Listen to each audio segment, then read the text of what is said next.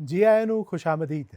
ਕਿਸਾਨ ਵੀਰੋ, ਪਸ਼ੂ ਪਾਲਣ ਨਾਲ ਜੁੜੇ ਤੁਹਾਡੇ ਸਵਾਲਾਂ ਦੇ ਹੱਲ ਲੱਭਣ ਦੀ ਫਿਰਾਕ ਵਿੱਚ ਲੱਗਿਆ ਪੀਟੀਸੀ ਨਿਊਜ਼ ਦਾ ਖਾਸ ਉਪਰਾਲਾ ਅਸੀਸ ਡੇਅਰੀ ਫਾਰਮ ਹੈਲਪਲਾਈਨ ਸੀਜ਼ਨ 3 ਲੈ ਹਾਜ਼ਰ ਹਾਂ। ਮੈਂ ਇਹ ਜੋ ਨੰਬਰ ਤੁਹਾਡੀ ਸਕਰੀਨ ਤੇ ਆ ਰਿਹਾ ਜੋ ਕਿ ਹੈ 8699037369, ਇਸ ਉੱਤੇ ਤੁਸੀਂ ਮਿਸਡ ਕਾਲ ਕੀਤੀ ਜਾਂ WhatsApp ਕੀਤਾ। ਸਾਡੀ ਟੀਮ ਨੇ ਤੁਹਾਡੇ ਨਾਲ ਸੰਪਰਕ ਕੀਤਾ ਅਤੇ ਪਸ਼ੂ ਪਾਲਣ ਨਾਲ ਜੁੜੇ ਤੁਹਾਡੇ ਸਵਾਲ ਜਾਣੇ। ਤੇ ਅੱਜ ਦਾ ਸਾਡਾ ਵਿਸ਼ਾ ਹੈ ਕਿ ਸੂਏ ਦੇ ਨੇੜੇ ਵਾਲੇ ਦਿਨਾਂ ਦਾ ਰੱਖੋ ਖਾਸ ਖਿਆਲ ਤੇ ਦੁੱਧ ਪਾਓ ਸਾਲੋਂ ਸਾਲ। ਜਿਸ ਬਾਰੇ ਗੱਲ ਕਰਨ ਲਈ ਸਾਡੇ ਨਾਲ ਅਸੀਸ ਤੋਂ ਨੇ ਡਾਕਟਰ ਲਖਵੀਰ ਸਿੰਘ। ਡਾਕਟਰ ਸਾਹਿਬ ਜੀ ਆਇਆਂ ਨੂੰ, ਬਹੁਤ ਬਹੁਤ ਸਵਾਗਤ ਹੈ ਤੁਹਾਡਾ। ਧੰਨਵਾਦ ਜੀ, ਬਹੁਤ ਬਹੁਤ। ਡਾਕਟਰ ਸਾਹਿਬ, ਜੇ ਅਸੀਂ ਟ੍ਰਾਂਜ਼ਿਟ ਪੀਰੀਅਡ ਯਾਨੀ ਕਿ ਸੂਏ ਦੇ ਨੇੜੇ ਵਾਲੇ ਦਿਨਾਂ ਦੀ ਗੱਲ ਕਰੀਏ ਤਾਂ ਇਹਨਾਂ ਦਿਨਾਂ ਦੀ ਮਹੱਤਤਾ ਬਾਰੇ ਪਹਿਲਾਂ ਤਾਂ ਦੱਸੋ। ਜਿਸ ਤਰ੍ਹਾਂ ਆਪਾਂ ਜਾਣਦੇ ਹਾਂ ਕਿ ਜਿਹੜੇ ਲਵੇਰੇ ਆ ਉਹ ਸਾਡੇ ਦੁੱਖ ਸੁੱਖ ਦੇ ਸਾਥੀ ਹੈ, ਅਤੇ ਸਾਡੇ ਕਿਸਾਨ ਵੀਰਾਂ ਨੂੰ ਆਪਣੇ ਲਵੇਰਿਆਂ ਤੋਂ ਬੜੀ ਆਸ ਹੁੰਦੀ ਆ ਕਿ ਇਹ ਸਾਡੇ ਲਵੇਰੇ ਸਮੇਂ ਸਿਰ ਸੂਣ, ਤੰਦਰੁਸਤ ਰਹਿਣ ਅਤੇ ਅਸੀਂ ਇਹਨਾਂ ਤੋਂ ਬਹੁਤ ਸਾਰੇ ਕੰਮ ਧੰਦੇ ਲੈਣੇ ਹੁੰਦੇ ਆ। ਜਿਸ ਤਰ੍ਹਾਂ ਹਰ ਜ਼ਿਮੀਂਦਾਰ ਇਹ ਚਾਹੁੰਦਾ ਵੀ ਸਾਡਾ ਜਿਹੜਾ ਪਸ਼ੂ ਆ ਉਹ ਤੰਦਰੁਸਤ ਰਹੇ, ਤੰਦਰੁਸਤ ਦੁੱਧ ਦੇਵੇ ਅਤੇ ਘੱਟ ਤੋਂ ਘੱਟ ਸਾਡਾ ਖਰਚਾ ਕਰਾਵੇ। ਸੋ ਇਹਨਾਂ ਦੀ ਜਿਹੜੀ ਦੇਖ ਰੇਖ ਹੈ, ਖਾਸ ਕਰਕੇ ਟ੍ਰਾਂਜ਼ਿਟ ਪੀਰੀਅਡ ਦੀ ਜਿਹਨੂੰ ਆਪਾਂ ਕਹਿੰਦੇ ਹਾਂ, ਸੂਣ ਤੋਂ ਕੁਝ ਦਿਨ ਪਹਿਲਾਂ ਦੀ, ਉਹ ਬਹੁਤ ਜ਼ਰੂਰੀ ਹੈ ਕਿਉਂਕਿ ਸਮੇਂ ਨਾਲ ਸੰਬੰਧਿਤ ਬਹੁਤ ਸਾਰੀਆਂ ਬਿਮਾਰੀਆਂ ਸਾਡੇ ਕਿਸਾਨ ਵੀਰਾਂ ਨੂੰ ਪਰੇਸ਼ਾਨ ਕਰਦੀਆਂ। ਜਿਸ ਤਰ੍ਹਾਂ ਆਪਾਂ ਸਭ ਜਾਣਦੇ ਹਾਂ ਕਿ ਜਿਹੜਾ ਸਾਡਾ ਡੇਅਰੀ ਫਾਰਮਿੰਗ ਦਾ ਧੰਦਾ ਇਸ ਛੋਟੇ ਬੱਚੇ ਤੋਂ ਸਟਾਰਟ ਹੁੰਦਾ। ਬੱਚਾ ਆਉਂਦਾ, ਬੱਚਾ ਹੌਲੀ ਹੌਲੀ ਵੱਡਾ ਹੁੰਦਾ, ਫਿਰ ਆਪਾਂ ਉਹਨੂੰ AI ਕਰਾਉਣੇ ਆ ਜਾਂ ਪ੍ਰੈਗਨੈਂਟ ਹੁੰਦਾ, ਫਿਰ ਉਹ ਦੁਧਾਰੂ ਪਸ਼ੂ ਦੇ ਵਿੱਚ ਸ਼ਿਫਟ ਹੁੰਦਾ। ਤਾਂ ਇਹਨਾਂ ਦੇ ਜ਼ਿੰਦਗੀ ਦੇ ਅਲੱਗ-ਅਲੱਗ ਪੜਾਅ ਆਉਂਦੇ ਆ। ਇਹਨਾਂ ਦੇ ਪੜਾਅ ਦੇ ਅਨੁਸਾਰ ਹੀ ਆਪਾਂ ਨੂੰ ਇਹਨਾਂ ਦੀ ਦੇਖ ਰੇਖ ਕਰਨੀ ਚਾਹੀਦੀ ਆ, ਇਹਨਾਂ ਦਾ ਖਾਣੇ ਪੀਣੇ ਦਾ ਪ੍ਰਬੰਧ ਕਰਨਾ ਚਾਹੀਦਾ। ਜੇ ਆਪਾਂ ਇਹਨਾਂ ਵਿੱਚ ਊਨਤਾ ਹੀ ਵਰਤਦੇ ਹਾਂ ਤਾਂ ਸਾਡੇ ਫਾਰਮ ਉੱਪਰ ਜਾਂ ਸਾਡੇ ਪਸ਼ੂਆਂ ਦੇ ਵਿੱਚ ਬਹੁਤ ਸਾਰੀਆਂ ਸਮੱਸਿਆਵਾਂ ਆਉਂਦੀਆਂ। ਜਿਸ ਤਰ੍ਹਾਂ ਸਾਡਾ ਅੱਜ ਦਾ ਵਿਸ਼ਾ ਹੈ ਟ੍ਰਾਂਜ਼ਿਟ ਪੀਰੀਅਡ, ਸੂਏ ਤੋਂ ਜਿਹੜਾ ਕਿ 21 ਦਿਨ ਪਹਿਲਾਂ ਦਾ ਸਮਾਂ ਅਤੇ ਸੂਣ ਤੋਂ 21 ਦਿਨ ਬਾਅਦ ਦਾ ਸਮਾਂ। ਇਸ ਸਮੇਂ ਨੂੰ ਆਪਾਂ ਟ੍ਰਾਂਜ਼ਿਟ ਪੀਰੀਅਡ ਕਹਿੰਦੇ ਹਾਂ। ਔਰ ਇਸ ਸਮੇਂ ਦੇ ਦੌਰਾਨ ਪਸ਼ੂ ਨੇ ਬਹੁਤ ਸਾਰੇ ਹਾਰਮੋਨਲ ਚੇਂਜਸ ਕਰਨੇ ਆ, ਆਪਣੀ ਬਾਡੀ ਦੇ ਵਿੱਚ ਬਹੁਤ ਸਾਰੀਆਂ ਅਜਿਹੀਆਂ ਚੀਜ਼ਾਂ ਕਰਨੀਆਂ ਜਿਸ ਨਾਲ ਉਹਨੇ ਆਪਣੇ ਆਪ ਨੂੰ ਸੂਏ ਲਈ ਤਿਆਰ ਵੀ ਕਰਨਾ ਅਤੇ ਸੂਏ ਤੋਂ ਬਾਅਦ ਆਪਣੇ ਆਪ ਨੂੰ ਫਿਰ ਦੁੱਧ ਦੇਣ ਲਈ ਅਤੇ ਅਗਲੇ ਸੂਏ ਲਈ ਵੀ ਤਿਆਰ ਕਰਨਾ। ਸੋ ਇਸ ਸਮੇਂ ਦਾ ਸਾਨੂੰ ਵਿਸ਼ੇਸ਼ ਧਿਆਨ ਰੱਖਣਾ ਚਾਹੀਦਾ ਕਿਉਂਕਿ ਜਿਸ ਤਰ੍ਹਾਂ ਆਪਾਂ ਜਾਣਦੇ ਹਾਂ ਵੀ ਟ੍ਰਾਂਜ਼ਿਟ ਦਾ ਮਤਲਬ ਆ ਡਰਾਈ ਪੀਰੀਅਡ ਤੋਂ ਸੂਏ ਵਾਲੇ ਪਾਸੇ ਜਾਣਾ। ਤਾਂ ਇਸ ਸਮੇਂ ਦੇ ਦੌਰਾਨ ਸਾਡਾ ਪਸ਼ੂ ਸਾਨੂੰ ਇਹ ਦੱਸਣ ਦੀ ਕੋਸ਼ਿਸ਼ ਕਰਦਾ ਵੀ ਮੈਂ ਸੂਣ ਤੋਂ ਬਾਅਦ ਕਿਸ ਤਰ੍ਹਾਂ ਦਾ ਰਹੂੰਗਾ, ਮੇਰੇ ਸੂਣ ਤੋਂ ਬਾਅਦ ਮੇਰਾ ਬੱਚਾ ਕਿਸ ਤਰ੍ਹਾਂ ਹੋਊਗਾ, ਉਹ ਬੱਚਾ ਆਪਣੀ ਜ਼ਿੰਦਗੀ 'ਚ ਸਾਡੇ ਲਈ ਡੇਅਰੀ ਫਾਰਮ 'ਤੇ ਕੀ ਪਰਫੋਰਮੈਂਸ ਦੇਊਗਾ। ਤਾਂ ਜਿਹੜਾ ਇਹ ਪੀਰੀਅਡ ਆ ਇਹ ਡਾਇਰੈਕਟਲੀ ਸਾਡੇ ਜਿਹੜੀ ਆਉਣ ਵਾਲਾ ਫਿਊਚਰ ਹੈ ਜਾਂ ਜਿਹੜਾ ਸਾਡਾ ਚੱਲ ਰਿਹਾ ਡੇਅਰੀ ਫਾਰਮਿੰਗ ਦਾ ਧੰਦਾ ਉਹਦੇ ਨਾਲ ਸਿੱਧੇ ਤੌਰ 'ਤੇ ਜੁੜਿਆ ਅਤੇ ਸਾਨੂੰ ਇਹਦਾ ਵਿਸ਼ੇਸ਼ ਧਿਆਨ ਰੱਖਣਾ ਜ਼ਰੂਰੀ ਹੈ। ਇੱਥੇ ਜਿਵੇਂ ਤੁਸੀਂ ਕਿਹਾ ਕਿ ਪਸ਼ੂ ਜਿਹੜਾ ਹੈ ਉਹ ਦੱਸਦਾ ਹੈ ਕਿ ਆਉਣ ਵਾਲੇ ਦਿਨਾਂ ਦੇ ਵਿੱਚ ਕੀ ਹੋਣ ਵਾਲਾ ਹੈ, ਕੀ ਉਹਨੇ ਕਰਨਾ ਹੈ, ਕਿਵੇਂ ਉਹਦਾ ਰਵੱਈਆ ਜਿਹੜਾ ਉਹ ਰਹਿਣ ਵਾਲਾ। ਪਰ ਇਸ ਦੌਰਾਨ ਕੀ ਖਾਣ ਪੀਣ ਦਾ ਜਿਵੇਂ ਤੁਸੀਂ ਜ਼ਿਕਰ ਕਰ ਰਹੇ ਹੋ ਅਤੇ ਖਾਣ ਪੀਣ ਦਾ ਉਹਦੇ ਕੋਈ ਖਾਸ ਧਿਆਨ ਰੱਖਣਾ ਚਾਹੀਦਾ? ਬਿਲਕੁਲ ਜੀ, ਇਸ ਸਮੇਂ ਦੌਰਾਨ ਖਾਣ ਪੀਣ ਦਾ ਵਿਸ਼ੇਸ਼ ਧਿਆਨ ਸਾਨੂੰ ਰੱਖਣਾ ਚਾਹੀਦਾ ਕਿਉਂਕਿ ਅਸੀਂ ਪਿੰਡਾਂ 'ਚ ਆਮ ਜਾਂਦੇ ਹਾਂ ਜਾਂ ਫੀਲਡ ਦਾ ਵਰਕ ਕਰਦੇ ਹਾਂ ਤਾਂ ਅਸੀਂ ਦੇਖਦੇ ਹਾਂ ਵੀ ਇਹਨਾਂ ਸਮੇਂ ਦੌਰਾਨ ਜਿਹੜੇ ਸਾਡੇ ਆਮ ਪਸ਼ੂ ਆ ਉਹਨਾਂ ਨੂੰ ਕੀ ਕੀਤਾ ਜਾਂਦਾ ਵੀ ਇਹਨੂੰ ਨੋਰਮਲ ਛੱਡ ਦਿਓ, ਕੋਈ ਨਹੀਂ, ਇਹਨੂੰ ਥੋੜ੍ਹਾ ਬਹੁਤਾ ਹਲਕਾ ਫੁਲਕਾ ਪੱਠੇ ਪਾ ਦਿਓ, ਤੂੜੀ ਪਾ ਦਿਓ, ਇਹਨੇ ਕਿਹੜਾ ਦੁੱਧ ਦੇਣਾ, ਇਹਨੇ ਕਿਹੜਾ ਸਾਨੂੰ ਦੁੱਧ ਦੇਣਾ, ਇਹਦੀ ਅਸੀਂ ਦੇਖ ਰੇਖ ਨਹੀਂ ਕਰਨੀ। ਔਰ ਕਿਹਾ ਜਾਂਦਾ ਨਾ ਵੀ ਸਾਨੂੰ ਕੀ ਮਿਲੂ, ਕੱਟੇ ਨੂੰ ਲੱਗਣਾ ਸਾਰਾ ਕੁਛ। ਅਤੇ ਇਸ ਕਰਕੇ ਇਸ ਸਮੇਂ ਦਾ ਜਿਹੜਾ ਧਿਆਨ ਪਿੰਡਾਂ ਦੇ ਵਿੱਚ ਆਮ ਲੋਕ ਘੱਟ ਰੱਖਦੇ ਆ, ਪਰ ਹੋਣਾ ਇਹਦੇ ਉਲਟ ਚਾਹੀਦਾ। ਸਾਨੂੰ ਇਸ ਸਮੇਂ ਦੌਰਾਨ ਉਹਦਾ ਵਿਸ਼ੇਸ਼ ਧਿਆਨ ਕਿਉਂ ਰੱਖਣਾ ਚਾਹੀਦਾ ਕਿਉਂਕਿ ਉਸ ਪਸ਼ੂ ਨੇ, ਉਸ ਜਾਨਵਰ ਨੇ ਪਹਿਲਾਂ ਤਾਂ ਆਪਣੇ ਆਪ ਨੂੰ ਜੋ ਉਹਦਾ ਖਰਿਆ ਸਰੀਰ ਹੈ, ਪਹਿਲਾਂ ਜੋ ਉਹਦੇ ਸਰੀਰ ਦੇ ਵਿੱਚ ਘਾਟਾਂ ਆਈਆਂ ਉਹ ਪੂਰੀਆਂ ਕਰਨੀਆਂ।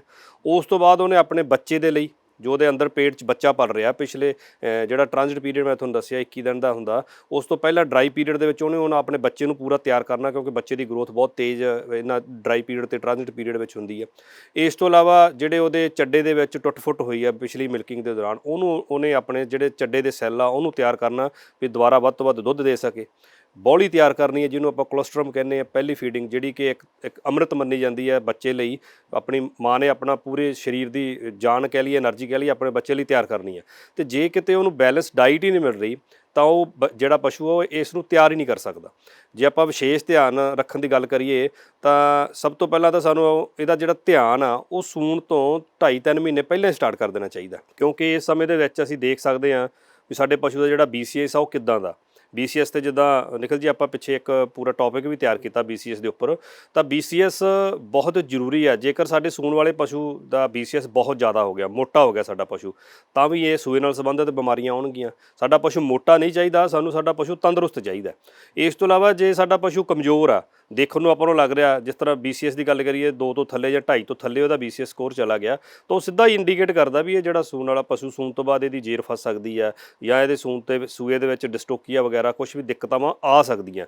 ਇਸ ਲਈ ਸਾਨੂੰ ਇਸ ਦੇ ਜਿਹੜਾ ਇਹ ਸਮਾਂ ਵਾ, ਇਸ ਸਮੇਂ ਦੇ ਦੌਰਾਨ ਉਹਨੂੰ ਬੈਲੈਂਸ TMR ਦੇਣਾ ਚਾਹੀਦਾ।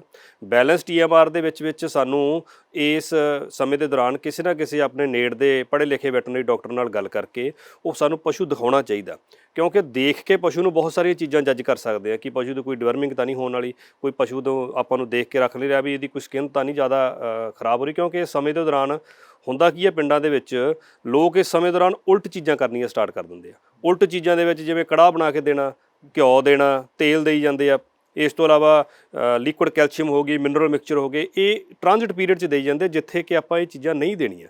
ਇਹ ਜੇ ਚੀਜ਼ਾਂ ਦੇਵਾਂਗੇ ਤਾਂ ਸਾਡੇ ਵਿੱਚ ਸੂਏ ਨਾਲ ਸੰਬੰਧਿਤ ਬਿਮਾਰੀਆਂ ਜ਼ਿਆਦਾ ਆਉਣਗੀਆਂ। ਜੇ ਇਹਦੀ ਵਿਸ਼ੇਸ਼ ਖਾਣ ਦੀ ਧਿਆਨ ਰੱਖੀਏ ਤਾਂ ਆਪਾਂ ਨੂੰ ਕੀ ਆ ਵੀ ਇਸ ਸਮੇਂ ਦੌਰਾਨ 15 ਤੋਂ 20 ਕਿਲੋ ਸਾਈਲੇਜ ਇੱਕ ਆਮ ਗਾਂ ਮੱਝ ਲਈ, ਤਾਂ 3 ਤੋਂ 4 ਕਿਲੋ ਟ੍ਰਾਂਜ਼ਿਟ ਫੀਡ ਔਰ 2 ਤੋਂ 3 ਕਿਲੋ ਤੂੜੀ ਆਪਾਂ ਉਹਦੇ ਸਿਰਫ ਪੇਟ ਭਰਨ ਲਈ ਦਿੰਦੇ ਆ, ਡਰਾਈ ਮੈਟਰ ਪੂਰਾ ਕਰਨ ਲਈ।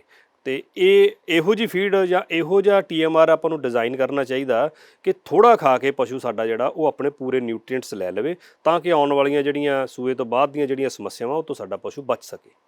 ਬਿਲਕੁਲ ਡਾਕਟਰ ਸਾਹਿਬ, ਜਿਵੇਂ ਤੁਸੀਂ ਕਹਿ ਰਹੇ ਹੋ ਕਿ ਅਸੀਂ ਉਲਟ ਜਿਹੜੀਆਂ ਚੀਜ਼ਾਂ ਕਿਸਾਨ ਵੀਰ ਕਰਨਾ ਸ਼ੁਰੂ ਕਰ ਦਿੰਦੇ ਨੇ, ਤੇ ਇਹ ਗੱਲਾਂ ਪਿੱਛੇ ਕਿਉਂਕਿ ਸ਼ੁਰੂ ਤੋਂ ਚੱਲਦਾ ਆ ਰਿਹਾ ਹੈ ਜਾਂ ਕਿਹਾ ਜਾਂਦਾ, ਔਰ ਸਵਾਰਥੀ ਅਸੀਂ ਕਿਉਂ ਹੋ ਜਾਂਦਾ ਹੈ ਕਿ ਸਾਨੂੰ ਤਾਂ ਕੋਈ ਫਾਇਦਾ ਹੋਣਾ ਨਹੀਂ ਇਸ ਟਾਈਮ 'ਤੇ। ਬਿਲਕੁਲ ਜੀ। ਇਹਦਾ ਕੀ ਕਾਰਨ ਤੁਹਾਨੂੰ ਕੀ ਲੱਗਦਾ ਕਿ ਕੀ ਨੇ? ਕਿਉਂਕਿ ਕਾਰਨ ਇਹੀ ਹੈ ਵੀ ਜਦੋਂ ਪਸ਼ੂ ਦੁੱਧ ਨਹੀਂ ਦੇ ਰਿਹਾ, ਸਾਡਾ ਸਿੱਧਾ ਪਸ਼ੂ ਦੇ ਦੁੱਧ ਨਾਲ ਸੰਬੰਧ ਆ। ਕਿਉਂ ਦੁੱਧ ਮਿਲਿਆ, ਅਸੀਂ ਡੇਅਰੀ ਪਾਇਆ ਜਾਂ ਕਿਤੇ ਹੋਰ ਵੇਚਿਆ, ਕੋਈ 4 ਪੈਸੇ ਆ ਰਹੇ ਆ, ਪਰ ਜਦੋਂ ਛੋਟੇ ਕਿਸਾਨ ਵੀਰ ਪਸ਼ੂ ਦੁੱਧ ਨਹੀਂ ਦੇ ਰਿਹਾ ਤਾਂ ਉਹ ਕਿਤੇ ਨਾ ਕਿਤੇ ਆਰਥਿਕ ਤੌਰ ਤੇ ਤੰਗੀ ਲਾ ਲਈਏ, ਜਾਂ ਕਿਤੇ ਨਾ ਕਿਤੇ ਉਹਨਾਂ ਨੂੰ ਇਹ ਮਹਿਸੂਸ ਹੁੰਦਾ ਵੀ ਮੈਂ ਇੱਥੇ ਖਰਚਾ ਨਹੀਂ ਕਰ ਸਕਦਾ। ਪਰ ਸੂਏ ਦੇ ਨੇੜੇ ਜਾ ਕੇ ਜਦੋਂ ਸੂਣ 'ਚ ਕੋਈ 5-7 ਦਿਨ ਰਹਿ ਗਏ, ਉਦੋਂ ਸਾਡੇ ਕਿਸਾਨ ਵੀਰ ਉਦੋਂ ਜ਼ਿਆਦਾ ਖਰਚਾ ਕਰ ਲੈਂਦੇ ਆ। ਜਿਸ ਤਰ੍ਹਾਂ ਮੈਂ ਤੁਹਾਨੂੰ ਦੱਸਿਆ, ਅਨਨੈਸੈਸਰੀ ਚੀਜ਼ਾਂ ਜਿਹੜੀਆਂ ਪਾਉਂਦੇ ਆ, ਹਾਲਾਂਕਿ ਉਹ ਪਾਉਣ ਦੇ ਬਾਵਜੂਦ ਨਾਲੇ ਤਾਂ ਬਿਮਾਰੀਆਂ ਨੂੰ ਆਪਾਂ ਸੱਦਾ ਦਿੰਦੇ, ਨਾਲੇ ਖਰਚਾ ਜ਼ਿਆਦਾ ਕਰ ਲੈਂਦੇ ਆ। ਇਸ ਲਈ ਮੈਂ ਕਿਸਾਨ ਵੀਰਾਂ ਨੂੰ ਇਹੀ ਅਪੀਲ ਕਰੂੰਗਾ ਵੀ ਸੂਣ ਵਾਲੇ ਪਸ਼ੂ ਦਾ ਧਿਆਨ ਹੈ ਜਿਹੜਾ ਉਹ 2-2.5 ਮਹੀਨੇ ਪਹਿਲਾਂ ਤੋਂ ਹੀ ਰੱਖਣਾ ਸ਼ੁਰੂ ਕਰੋ, ਔਰ ਖਾਸ ਤੌਰ ਤੇ ਜਿਹੜਾ ਟ੍ਰਾਂਜ਼ਿਟ ਪੀਰੀਅਡ ਆਪਾਂ ਕਹਿੰਦੇ ਆ 21 ਦਿਨ ਪਹਿਲਾਂ ਵਾਲਾ ਸਮਾਂ, ਉਹਨੂੰ ਜ਼ਰੂਰ ਸਾਂਭੋ, ਕਿਉਂਕਿ ਉਸ ਸਮੇਂ ਦੇ ਦੌਰਾਨ ਜਿਹੜੀਆਂ ਦਿੱਕਤਾਂ ਅੱਗੇ ਆਉਣਗੀਆਂ ਆਪਾਂ ਉਹਨਾਂ ਨੂੰ ਬਹੁਤ ਸਾਰੀਆਂ ਦਿੱਕਤਾਂ ਨੂੰ ਉੱਥੋਂ ਨੂੰ ਰੋਕ ਸਕਦੇ ਹਾਂ। ਬਿਲਕੁਲ, ਅੱਜ ਦਾ ਨਾ ਰੱਖਿਆ ਧਿਆਨ ਕੱਲ੍ਹ ਦਾ ਤੁਹਾਡਾ ਆਰਥਿਕ ਨੁਕਸਾਨ ਹੈ। ਇਸ ਲਈ ਜੋ ਡਾਕਟਰ ਸਾਹਿਬ ਕਹਿ ਰਹੇ ਨੇ, ਔਰ ਖਾਸ ਤੌਰ 'ਤੇ ਜੋ ਕੁਆਲੀਫਾਈਡ ਵੈਟਰਨਰੀ ਡਾਕਟਰਸ ਨੇ, ਉਹਨਾਂ ਨੂੰ ਜ਼ਰੂਰ ਤੁਸੀਂ ਸੰਪਰਕ ਕਰੋ ਇਸ ਪੀਰੀਅਡ ਦੌਰਾਨ। ਤੇ ਇਸ ਤੋਂ ਬਾਅਦ ਡਾਕਟਰ ਸਾਹਿਬ ਅਸੀਂ ਕਿਸਾਨ ਵੀਰਾਂ ਨਾਲ ਸਿੱਧਾ ਸੰਪਰਕ ਵੀ ਸਾਧਾਂਗੇ, ਉਹਨਾਂ ਦੇ ਸਵਾਲ ਵੀ ਜਾਣਾਂਗੇ, ਪਰ ਇੱਥੇ ਵੇਲੇ ਇੱਕ ਛੋਟੇ ਜਿਹੇ ਬ੍ਰੇਕ ਦਾ ਹੈ। ਤੁਸੀਂ ਵੇਖਦੇ ਰਹੋ Asees dairy farm helpline season 3।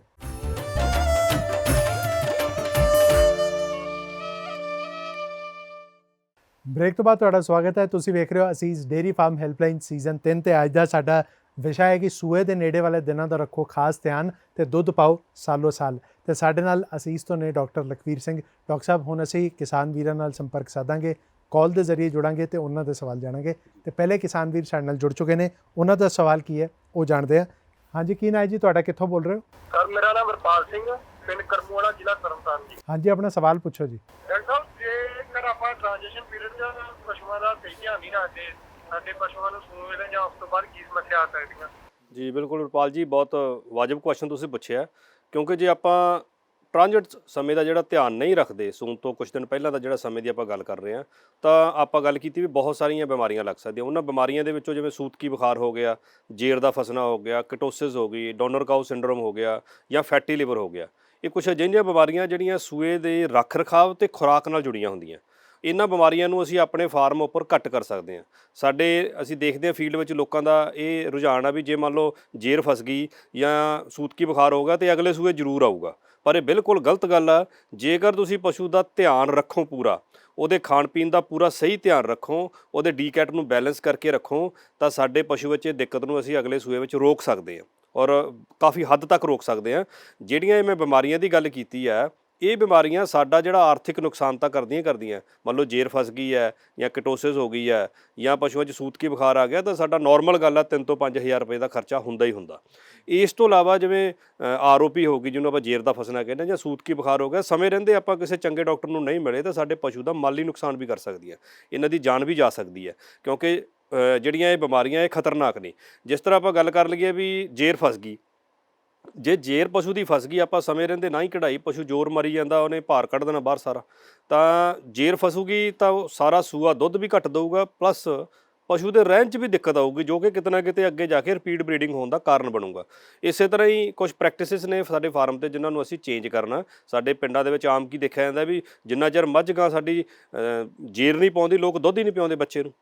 ਦੇਖੋ ਆਪਾਂ ਪਹਿਲਾਂ ਵੀ ਗੱਲ ਕੀਤੀ ਵੀ ਇੱਕ ਅੰਮ੍ਰਿਤ ਆ ਬੱਚੇ ਲਈ, ਉਹ ਬੱਚੇ ਨੂੰ ਦੁੱਧ ਨਹੀਂ ਪਿਆਉਂਦੇ।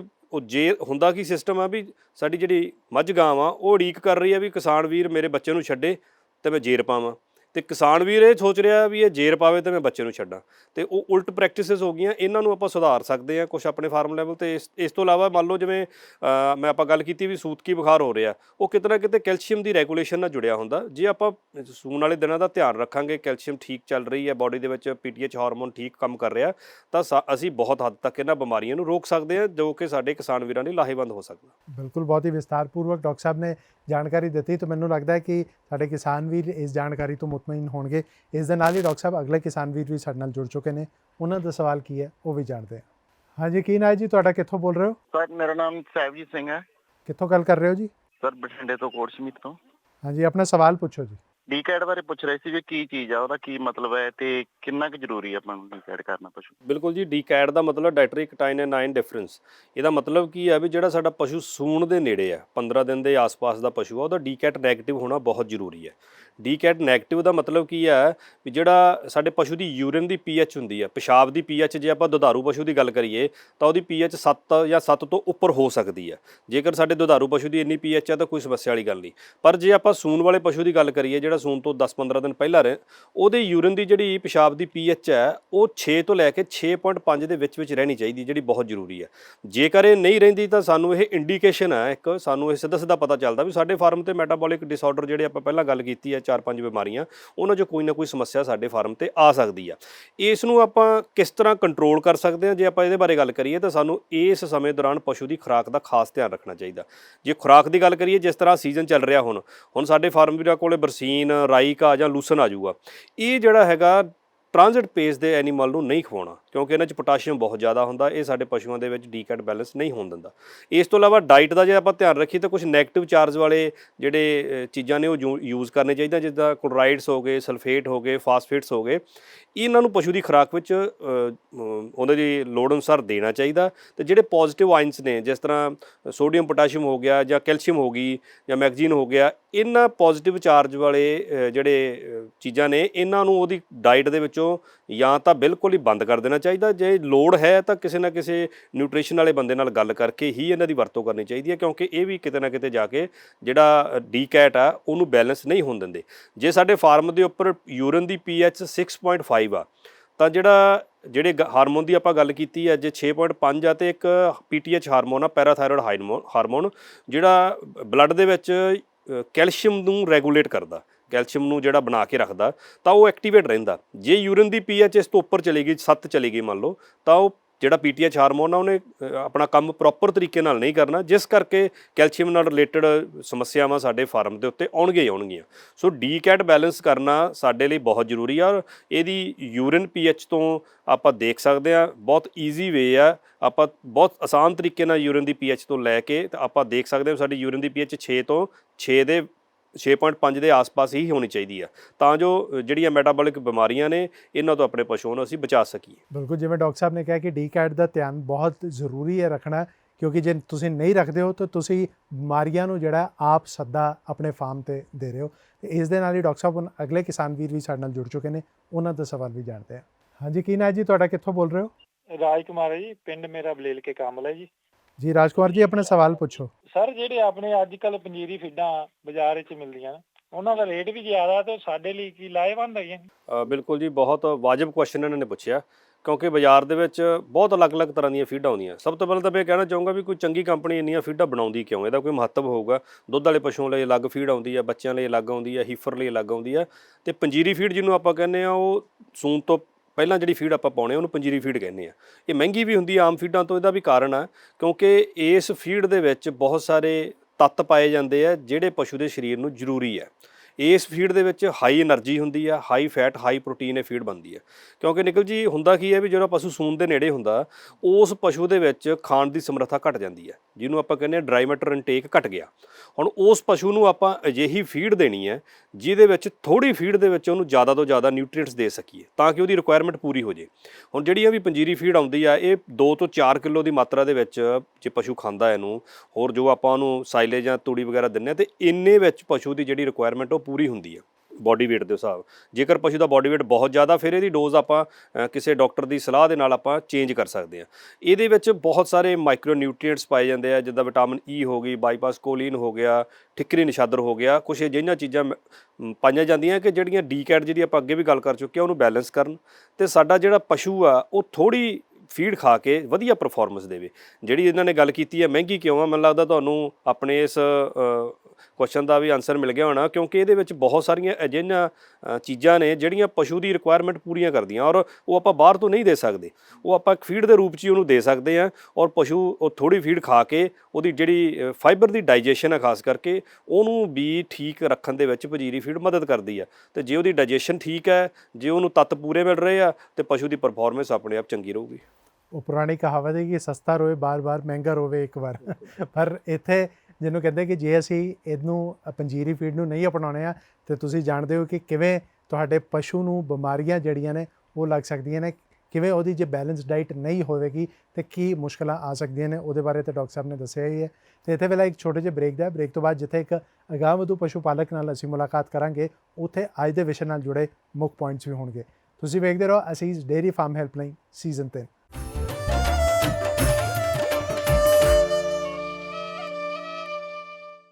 ਬ੍ਰੇਕ ਤੋਂ ਬਾਅਦ ਤੁਹਾਡਾ ਸਵਾਗਤ ਹੈ। ਤੁਸੀਂ ਵੇਖ ਰਹੇ ਹੋ ਅਸੀਸ ਡੇਅਰੀ ਫਾਰਮ ਹੈਲਪਲਾਈਨ ਸੀਜ਼ਨ 3। ਅਤੇ ਅਗਾਂਹਵਧੂ ਪਸ਼ੂ ਪਾਲਕ ਆਪਣੀ ਅਗਾਂਹਵਧੂ ਸੋਚ ਦੇ ਨਾਲ ਆਪ ਤੇ ਅੱਗੇ ਵੱਧਦਾ ਹੈ, ਬਲਕਿ ਬਾਕੀ ਕਿਸਾਨਾਂ ਲਈ ਵੀ ਚਾਨਣ ਮੁਨਾਰਾ ਬਣਦਾ ਹੈ। ਅਤੇ ਅਜਿਹੇ ਕਿਸਾਨ ਵੀਰ ਨਾਲ ਕਰਾਉਣੇ ਹਾਂ ਤੁਹਾਡੀ ਮੁਲਾਕਾਤ। ਤਕਰੀਬਨ ਅਸੀਂ 2003 ਦੇ ਵਿੱਚ ਕੰਮ ਸ਼ੁਰੂ ਕੀਤਾ ਸੀ। ਦੋਨੋਂ ਬ੍ਰਦਰ ਨੇ 10 ਕੁ ਗਾਵਾਂ ਤੋਂ 10-15 ਗਾਵਾਂ ਮੁੱਲ ਲਈਆਂ ਸੀ। ਚਲਦਿਆਂ ਹੌਲੀ ਹੌਲੀ ਆਪ ਦੀ ਅਸੀਂ ਬਰੀਡ ਡਿਵੈਲਪ ਕੀਤੀ। ਅੱਜ ਸਾਡੇ ਕੋਲ ਤਕਰੀਬਨ ਹਾਰਟ ਦੇ ਵਿੱਚ 600 ਪਲੱਸ ਜਾਨਵਰ ਹੈਗੇ। ਔਰ ਚਲੋ ਜਦੋਂ ਅਸੀਂ ਜੋ ਵੀ ਸਾਡੇ ਨਾਲ ਕੰਮ ਕਰਦੇ ਸੀ ਉਹਨਾਂ ਟੀਮਾਂ ਨਾਲ ਅਸੀਂ ਗੱਲਬਾਤ ਕਰਕੇ, ਔਰ ਸਭ ਤੋਂ ਵੱਧ ਅਸੀਂ ਕੰਮ ਆਪਣੇ ਫਾਰਮ 'ਤੇ ਕੀਤਾ ਟ੍ਰਾਂਜਿਟ ਪੀਰੀਅਡ 'ਤੇ। ਪਰ ਜਦੋਂ ਅਸੀਂ ਵੇਖਿਆ ਕਿ ਟ੍ਰਾਂਜਿਟ ਪੀਰੀਅਡ 'ਤੇ ਅਸੀਂ ਕੰਮ ਕੀਤਾ ਵਾ 21 ਦਿਨ ਪਹਿਲਾਂ ਔਰ 21 ਦਿਨ ਬਾਅਦ 'ਚ, ਔਰ ਇਹਦਾ ਰਿਜ਼ਲਟ ਸਾਨੂੰ ਪਿਛਲੇ ਕੁਝ ਸਾਲਾਂ ਤੋਂ ਬੜਾ ਹੀ ਜ਼ਬਰਦਸਤ ਮਿਲਿਆ ਵਾ। ਤਕਰੀਬਨ ਆਪਾਂ ਲਾਈਏ ਕਿ ਅਸੀਂ ਤਾਂ ਇਹ ਕਹਿੰਦੇ ਆ ਕਿ 80% ਸਮੱਸਿਆ ਜਿਹੜੀਆਂ ਨਾ ਉਹ ਫਾਰਮ ਦੀਆਂ ਉਵੇਂ ਹੀ ਕਵਰ ਹੋ ਜਾਂਦੀਆਂ ਵਾ ਜਦੋਂ ਆਪਾਂ ਟ੍ਰਾਂਜਿਟ ਪੀਰੀਅਡ 'ਤੇ ਸਹੀ ਕੰਮ ਕਰਦੇ ਹਾਂ। ਇੱਕ ਕੰਮ ਕਰਨਾ ਔਰ ਇੱਕ ਸਹੀ ਕੰਮ ਕਰਨਾ, ਇਹਦੇ ਵਿੱਚ ਫਰਕ ਹੈਗਾ ਵਾ। ਇਹ ਸਾਰੇ ਮੇਰੇ ਵੀ ਜ਼ਰੂਰ ਧਿਆਨ 'ਚ ਰੱਖਿਓ। ਔਰ ਮੈਂ ਤਾਂ ਇਹੀ ਇੱਕ ਸੁਝਾਅ ਦਊਂਗਾ ਕਿ ਸਭ ਤੋਂ ਵੱਧ ਫਾਰਮ 'ਤੇ ਟ੍ਰਾਂਜਿਟ ਪੀਰੀਅਡ ਹੀ ਹੁੰਦਾ, ਔਰ ਟ੍ਰਾਂਜਿਟ ਪੀਰੀਅਡ 'ਤੇ ਹੀ ਧਿਆਨ ਦੇਣਾ ਚਾਹੀਦਾ ਵਾ। ਬਾਕੀ ਦਾ ਧਿਆਨ ਆਪਾਂ ਸਾਰੇ ਹੀ ਦਿੰਦੇ ਹਾਂ, ਪਰ ਕਿਤੇ ਨਾ ਕਿਤੇ ਸਾਡੇ ਕੋਲ ਇੱਥੇ ਖਾਮੀਆਂ ਰਹਿ ਜਾਂਦੀਆਂ ਵਾ।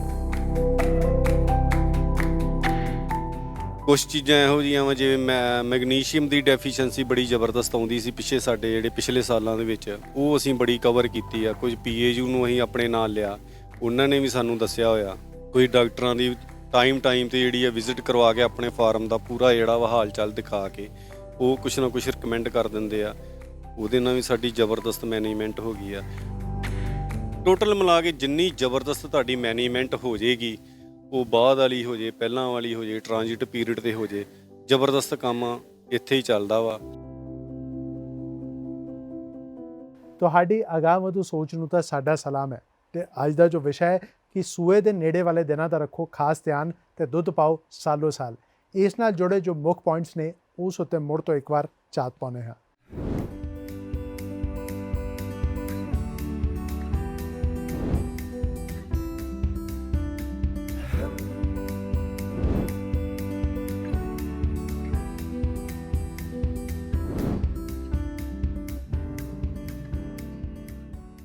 ਅੱਜ ਦੇ ਅਸੀਸ ਡੇਅਰੀ ਫਾਰਮ ਹੈਲਪਲਾਈਨ ਸੀਜ਼ਨ 3 ਵਿੱਚ ਇੰਨਾ ਹੀ। ਡਾਕਟਰ ਸਾਹਿਬ ਬਹੁਤ ਧੰਨਵਾਦ ਸਾਡੇ ਨਾਲ ਜੁੜਨ ਲਈ ਤੇ ਇੰਨੀ ਵਿਸਤਾਰਪੂਰਵਕ ਜਾਣਕਾਰੀ ਸਾਂਝੀ ਕਰਨ ਲਈ। ਤੁਹਾਡਾ ਵੀ ਬਹੁਤ ਧੰਨਵਾਦ ਜੀ। ਅਗਲੇ ਹਫਤੇ ਫਿਰ ਹੋਵੇਗੀ ਮੁਲਾਕਾਤ। ਇਹ ਜੋ ਨੰਬਰ ਤੁਹਾਡੀ ਸਕਰੀਨ ਤੇ ਆ ਰਿਹਾ ਜੋ ਕਿ 8699037369, ਇਸ ਉੱਤੇ ਮਿਸਡ ਕਾਲ ਕਰਨੀ ਜਾਂ WhatsApp ਕਰਨਾ ਨਾ ਭੁੱਲਿਓ। ਸਾਡੀ ਟੀਮ ਤੁਹਾਡੇ ਨਾਲ ਸੰਪਰਕ ਕਰੇਗੀ ਅਤੇ ਪਸ਼ੂ ਪਾਲਣ ਨਾਲ ਜੁੜੇ ਤੁਹਾਡੇ ਸਵਾਲ ਜਾਣੇਗੀ। ਫਿਲਹਾਲ ਦਿਓ ਇਜਾਜ਼ਤ। ਆਪਣਾ ਤੇ ਆਪਣੇ ਪਸ਼ੂਆਂ ਦਾ ਚੰਗੀ ਤਰ੍ਹਾਂ ਧਿਆਨ ਰੱਖਿਓ। ਰੱਬ ਰਾਖਾ।